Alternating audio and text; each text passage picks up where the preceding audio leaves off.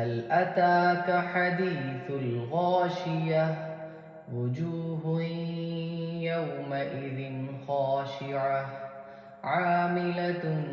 ناصبة تصلى نارا حامية تسقى من عين آنية ليس لهم طعام إلا من ضريع لا يسمن ولا يغني من جوع وجوه يومئذ ناعمة لسعيها راضية في جنة عالية لا تسمع فيها لاغية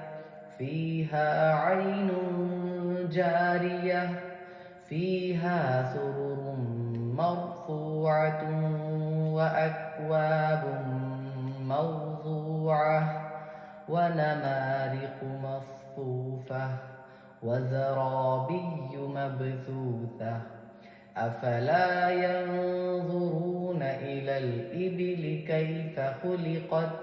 وإلى السماء كيف رفعت وإلى الجبال كيف نصبت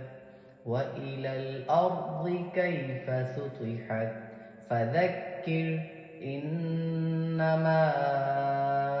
أنت مذكر لست عليهم بمسيطر إلا من تولى وكفر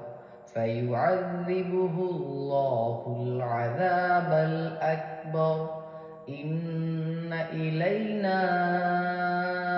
إيابهم ثم إن علينا حسابهم